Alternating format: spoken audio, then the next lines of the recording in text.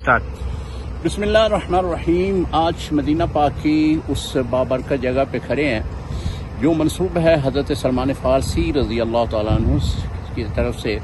اور یہ کنواں جو میری بیک سائڈ میں آپ دیکھ رہے ہیں جس کا ماشاءاللہ بہت ہی خوبصورت ویو ہے، اور یہ جو ہے حضرت سلمان فارسی رضی اللہ تعالیٰ عنہ سے منسوب یہ کنواں ہے، جس سے یہ کھجوروں کا باغ ہے سڑک کے اس طرف بھی، اور درمیان میں ایک روڈ چل رہا ہے دوسری طرف بھی، بہت بڑا باغ ہے۔ یہ وہی باغ ہے جو یہودی کی ملک میں ہوا کرتا تھا۔ اب اسے بیر فقیر بھی کہتے ہیں، آپ بورڈ میں دیکھیں گے تو اس میں یہ لکھا ہوا ہے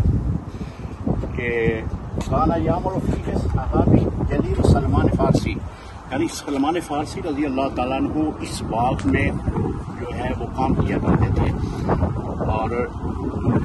میں اب آپ کو اس کنویں کی بھی زیارت کرواتا ہوں۔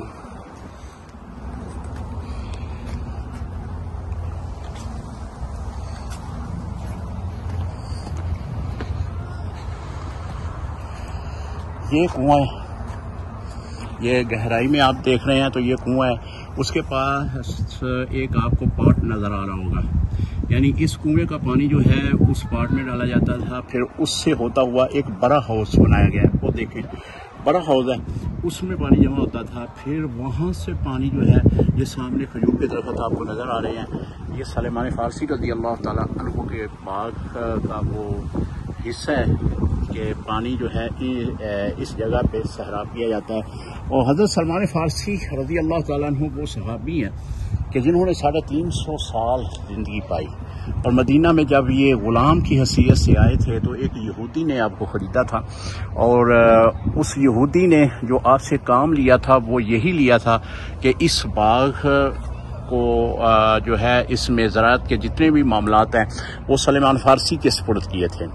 اور سلمان فارسی رضی اللہ تعالیٰ عنہ نے جو ہے اس باغ میں سے ایک بڑی کھجور کا انتخاب کیا تھا، اور وہ اس انتظار میں رہتے تھے اس کھجور کے اوپر آپ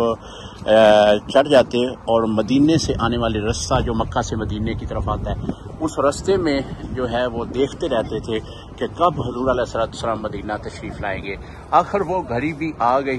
کہ جس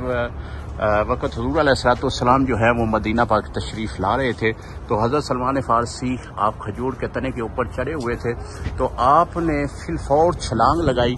اور حضور کی طرف بھاگنے لگے۔ کیا محبت تھی، کیا وفا تھی، اور کیا پیار تھا صحابہ کرام کا حضرت سلمان فارسی رضی اللہ تعالیٰ عنہ کا۔